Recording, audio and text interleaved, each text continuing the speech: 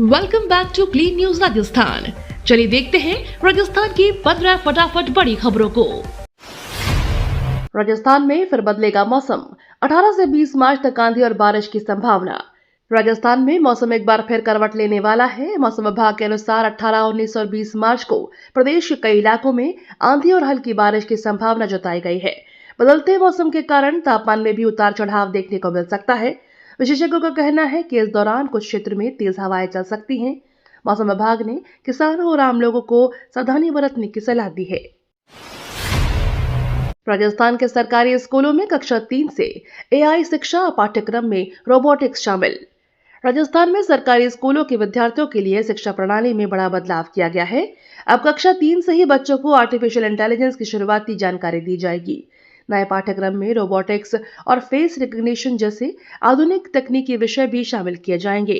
शिक्षा विभाग का मानना है कि इससे विद्यार्थियों में तकनीकी समझ और नवाचार की क्षमता विकसित होगी तथा वे भविष्य की डिजिटल दुनिया के लिए बेहतर तरीके से तैयार हो सकेंगे। विकसित राजस्थान रन में सीएम भजनलाल शर्मा दौड़े, युवाओं को रोजगार का भरोसा। भजनलाल शर्मा ने विकसित राजस्थान रन कार्यक्रम में भाग लेकर युवाओं के साथ दौड़ लगाई। इस अवसर पर उन्होंने कहा कि राज्य सरकार युवाओं को अधिक से अधिक रोजगार देने के अवसर के लिए लगातार प्रयास कर रहे हैं। उन्होंने कहा कि विकास और रोजगार को बढ़ावा देना सरकार की प्राथमिकता है। कार्यक्रम में बड़ी संख्या में युवा और नागरिक शामिल हुए और प्रदेश के विकास और स्वस्थ जीवन शैली का संदेश दिया गया। एमएलएसयू के दस्तावेज अब एक क्लिक पर मार्कशीट और डिग्री मिलेंगी ऑनलाइन। मोहनलाल सुखाड़िया यूनिवर्सिटी ने छात्रों की सुविधा के लिए नई डिजिटल सेवा शुरू करने की तैयारी की है। इस सुविधा के तहत छात्र मार्कशीट, डिग्री और अन्य जरूरी दस्तावेज ऑनलाइन आवेदन के माध्यम से प्राप्त कर सकेंगे। आवेदन करने के बाद दस्तावेज डाक के जरिए घर तक पहुंचाए जाएंगे।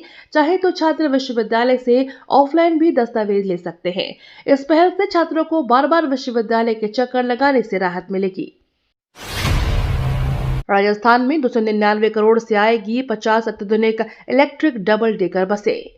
राजस्थान में सार्वजनिक परिवहन को आधुनिक और पर्यावरण अनुकूल बनाने के लिए जल्द ही 50 अत्याधुनिक इलेक्ट्रिक डबल डेकर बसें चलाई जाएंगी, जिसमें करीब 299 करोड़ रुपए की लागत से इन बसों की खरीद की जाएगी। सरकार का मानना है कि इन बसों के शुरू होने से यात्रियों को बेहतर और आरामदायक सफर मिलेगा। साथ ही इलेक्ट्रिक बसें होने के कारण प्रदूषण भी कम होगा और शहरों में सार्वजनिक परिवहन व्यवस्था मजबूत होगी। भजनलाल सरकार के सबसे रईस आईएएस अफसरों की सूची आई सामने। केंद्र सरकार द्वारा आईएएस अधिकारियों की अचल संपत्ति का ब्यौरा सार्वजनिक किए जाने के बाद प्रशासनिक गलियारों में चर्चा तेज हो गई है। जानकारों के अनुसार राजस्थान के कैडर के करीब 281 अधिकारियों की संपत्ति का विवरण सामने आया है। सूची में कुछ अधिकारियों की संपत्ति 20 करोड़ रुपए से अधिक बताई जा रही है। इस खुलासे के बाद प्रदेश में चर्चा शुरू हो गई है। सबसे अधिक संपत्ति किस अधिकारी के पास है और किसने सबसे ज्यादा संपत्ति घोषित की है। कुचामन सिटी में साक्षरता का अनोखा उदाहरण, बुजुर्गों ने कांपते हाथों से दी परीक्षा।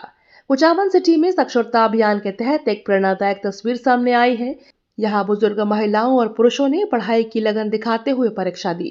कई बुजुर्गों ने पहली बार हाथ में पेन पकड़ा और कांपते हाथों से उत्तर लिखे। इस पहल का उद्देश्य समाज में शिक्षा के महत्व को बढ़ावा देना और निरक्षर लोगों को पढ़ने लिखने के लिए प्रेरित करना है। स्थानीय लोगों ने भी बुजुर्गों के इस प्रयास की सराहना की। जयपुर में गैस सिलेंडर की महंगाई के खिलाफ कांग्रेस का कलेक्ट्रेट पर प्रदर्शन। जयपुर में गैस सिलेंडर की बढ़ती कीमतों और महंगाई के विरोध में कांग्रेस ने कलेक्ट्रेट पर प्रदर्शन किया। पार्टी कार्यकर्ताओं और नेताओं ने सरकार के खिलाफ नारेबाजी करते हुए आम लोगों को राहत देने की मांग की। प्रदर्शनकारियों का कहना है कि गैस सिलेंडर के बढ़ते दामों से गरीब और मध्यम वर्ग के परिवारों पर आर्थिक बोझ बढ़ रहा है। कांग्रेस ने सरकार से कीमतों में कमी करने की मांग उठाई। मंत्री गोदारा बोले, गैस की कोई किल्लत नहीं, 3 से 5 दिन में होगी डिलीवरी। सुमित गोदारा ने कहा कि प्रदेश में एलपीजी गैस की कोई बड़ी कमी नहीं है। उन्होंने बताया कि उपभोक्ताओं को 3 से 5 दिनों के भीतर गैस सिलेंडर की डिलीवरी मिल रही है। मंत्री ने आश्वासन दिया कि अगले 5 से 7 दिनों में स्थिति पूरी तरह से सामान्य हो जाएगी। उन्होंने अधिकारियों को आपूर्ति व्यवस्था पर लगातार नजर रखने और उपभोक्ताओं को समय पर गैस उपलब्ध कराने के निर्देश भी दिए। जयपुर गुरुग्राम 6 लेन हाईवे का काम जल्द पूरा, 18 साल बाद दौड़ेंगे वाहन। जयपुर और गुरुग्राम के बीच बनने वाले 6 लेन हाईवे का लंबित कार्य अब जल्द पूरा होने की उम्मीद है। करीब 18 साल से चल रही इस परियोजना से पूरा होने के बाद इस मार्ग पर वाहनों की आवाजाही तेज और सुगम हो पाएगी। अधिकारियों के अनुसार हाईवे तैयार होने से यात्रियों का सफर आसान होगा और यात्रा का समय भी कम लगेगा। साथ ही इस मार्ग से व्यापार और पर्यटन को भी बड़ा लाभ मिलने की संभावना है। राजस्थान में ऊंटों की संख्या आधी रह गई, हाईकोर्ट ने जताई चिंता। राजस्थान हाईकोर्ट ने प्रदेश में ऊंटों की घटती संख्या को लेकर चिंता जताई है। सुनवाई के दौरान अदालत ने कहा कि राजस्थान में ऊंटों की संख्या पहले की तुलना में लगभग आधी रह गई है और सरकार इस मुद्दे पर पर्याप्त ध्यान नहीं दे रही। अदालत ने राज्य सरकार से ऊंटों के संरक्षण और उनके पालन को बढ़ावा देने के लिए प्रभावी कदम उठाने को कहा। साथ ही इस मामले में विस्तृत रिपोर्ट भी पेश करने के निर्देश दिए हैं। रोजगार की चाह में महिलाएं पुरुषों से आगे, ट्रांसजेंडर और बुजुर्ग भी तलाश रहे काम। देश में रोजगार की तलाश करने वालों में अब महिलाओं की भागीदारी तेजी से बढ़ती जा रही है। आंकड़ों के अनुसार महिलाएं पुरुषों से अधिक संख्या में नौकरी के अवसर खोज रही हैं। इसके साथ ही ट्रांसजेंडर समुदाय भी रोजगार के लिए आगे आ रहा है। खास बात यह है कि 60 वर्ष से अधिक उम्र के लोग भी सक्रिय रूप से काम की तलाश कर रहे हैं। विशेषज्ञों का कहना है कि बदलती आर्थिक जरूरतों और आत्मनिर्भर बनने की इच्छा के कारण रोजगार की मांग लगातार बढ़ रही है। चित्तौड़गढ़ में योगी आदित्यनाथ का संबोधन, जातिवाद की राजनीति को बताया देश के लिए दीमक। योगी आदित्यनाथ ने चित्तौड़गढ़ में आयोजित कार्यक्रम को संबोधित करते हुए जातिवाद की राजनीति पर तीखा हमला बोला। उन्होंने कहा कि जातिवाद देश के लिए दीमक की तरह है जो समाज को कमजोर करता है। योगी ने चित्तौड़गढ़ फोर्ट का उल्लेख करते हुए कहा कि यह केवल एक किला नहीं बल्कि भारत की अस्मिता, शौर्य और बलिदान का प्रतीक है। उन्होंने युवाओं से राष्ट्रहित को सर्वोपरि रखने की अपील भी की है। पुष्कर में ब्राह्मण सिविलाइजेशन आइडेंटिटी फ्रेमवर्क राष्ट्रीय शोध अभियान का हुआ शुभारंभ।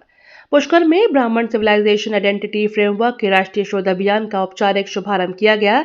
इस अभियान का उद्देश्य ब्राह्मण समाज के ऐतिहासिक, सांस्कृतिक और बौद्धिक परंपराओं पर व्यापक शोध करना है।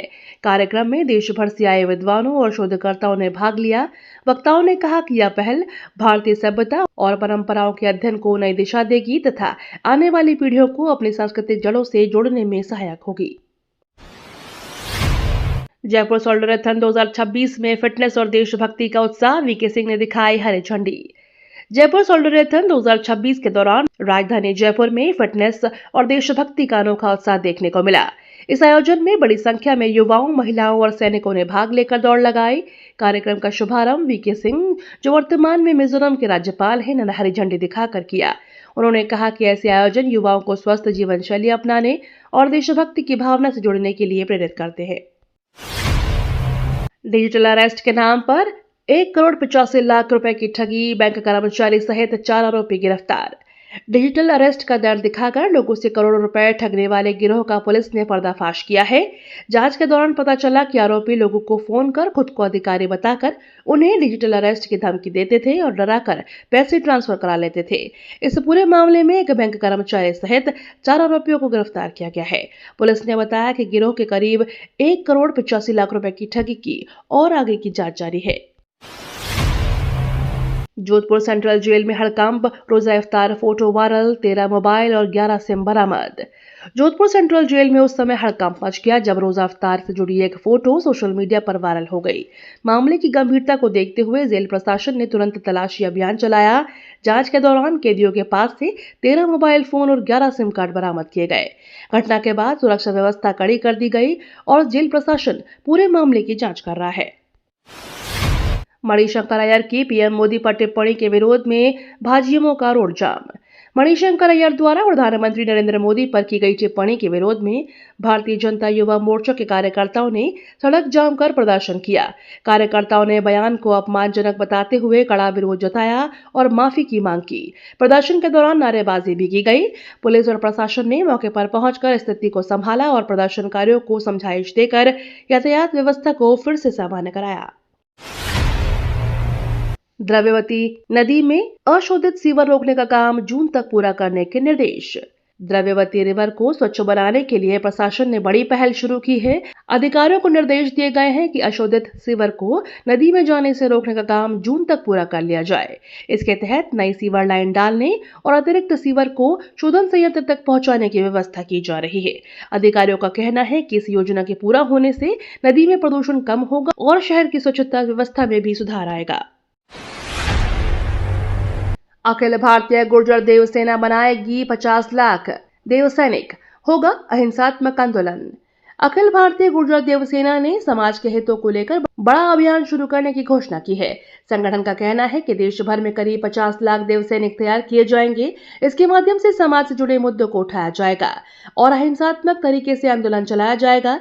संगठन के पदाधिकारियों के अनुसार यह अभियान समाज में एकजुटता बढ़ाने और विभिन्न मांगों को सरकार तक पहुंचाने के उद्देश्य से शुरू किया जा रहा है। मानसरोवर में शिव महापुराण कथा 1 लाख श्रद्धालुओं के बैठने की व्यवस्था। जयपुर के मानसरोवर क्षेत्र में जल्द ही शिव महापुराण कथा का भव्य आयोजन किया जा रहा है। आयोजन को लेकर बड़े स्तर पर तैयारियां की जा रही हैं। कार्यक्रम स्थल पर करीब 1 लाख श्रद्धालुओं के बैठने की व्यवस्था की जा रही है। आयोजकों के अनुसार कथा के दौरान धार्मिक प्रवचन और भजन कीर्तन का आयोजन भी होगा। बड़ी संख्या में श्रद्धालुओं की आने की संभावना को देखते हुए सुरक्षा और यातायात की विशेष व्यवस्था की जा रही है। MPUAT पेंशनर्स वेलफेयर सोसाइटी का अधिवेशन, पेंशनर्स की समस्याओं पर एकजुटता का आह्वान। MPUAT पेंशनर्स वेलफेयर सोसाइटी के अधिवेशन में कृषि विश्वविद्यालय से जुड़े पेंशनर्स ने अपनी विभिन्न समस्याओं को उठाया। वक्ताओं ने कहा कि पेंशन, चिकित्सा सुविधाओं और अन्य लंबित मुद्दों के समाधान के लिए सभी पेंशनर्स को एकजुट होकर प्रयास करना होगा। अधिवेशन में संगठन को मजबूत बनाने और संबंधित अधिकारियों तक पेंशनर्स की मांगे प्रभावी ढंग से पहुंचाने पर भी जोर दिया गया। साथ ही समस्याओं के शीघ्र समाधान के लिए सामूहिक प्रयास करने का संकल्प लिया गया। नारायण सेवा संस्थान में सामूहिक विवाह, 51 दिव्यांग और निर्धन जोड़ों ने लिए 7 फेरे। नारायण सेवा संस्थान में आयोजित सामूहिक विवाह समारोह में 51 दिव्यांग और आर्थिक रूप से कमजोर जोड़ों ने 7 फेरे लेकर नए जीवन की शुरुआत की। कार्यक्रम में बड़ी संख्या में समाज सेवी, अतिथि और परिजन मौजूद रहे। सभी जोड़ों को संस्थान की ओर से गृहस्थी का सामान और आशीर्वाद भी दिया गया। आयोजकों ने बताया कि इस पहल का उद्देश्य दिव्यांग और जरूरतमंद लोगों को सम्मानपूर्वक वैवाहिक जीवन की शुरुआत का अवसर देना है। राजस्थान स्थापना दिवस पर डीग में पंचगौरव महोत्सव, कुचामन सिटी में ODOP प्रदर्शनी शुरू। राजस्थान फाउंडेशन डे के अवसर पर प्रदेश के विभिन्न जिलों में सांस्कृतिक कार्यक्रम आयोजित किए जा रहे हैं। इसी कड़ी में डीग में पंचगौरव महोत्सव का शुभारंभ हुआ, जहां स्थानीय संस्कृति और परंपराओं को प्रदर्शित किया गया। वहीं कुचामन सिटी में ODOP यानी वन डिस्ट्रिक्ट वन प्रोडक्ट प्रदर्शनी का उद्घाटन किया गया। इस प्रदर्शनी में स्थानीय उत्पादों और हस्तशिल्प को बढ़ावा देने के उद्देश्य से विभिन्न स्टॉल लगाए गए हैं। आदिवासी बालिका छात्रावास निर्माण कार्य के अधिकारियों ने की समीक्षा। 21 मार्च को मीन जयंती। आदिवासी बालिकाओं के लिए बनाए जा रहे छात्रावास के निर्माण कार्य की अधिकारियों ने समीक्षा की। निरीक्षण के दौरान निर्माण की प्रगति, गुणवत्ता और समय पर कार्य पूरा करने के निर्देश दिए गए। अधिकारियों ने कहा कि छात्रावास बनने से दूरदराज छात्राओं और शिक्षक के बेहतर अवसर मिलेंगे। छात्राओं को बेहतर शिक्षा के अवसर मिलेंगे। बैठक में आगामी 21 मार्च को मीन जयंती मनाने की तैयारियों पर भी चर्चा हुई और कार्यक्रम को सफल बनाने के लिए आवश्यक व्यवस्थाएं सुनिश्चित करने के निर्देश दिए गए। ये तो थी राजस्थान की बड़ी खबरें। रोजाना सबसे पहले अपडेट पाने के लिए क्लीन न्यूज राजस्थान को अभी सब्सक्राइब करें।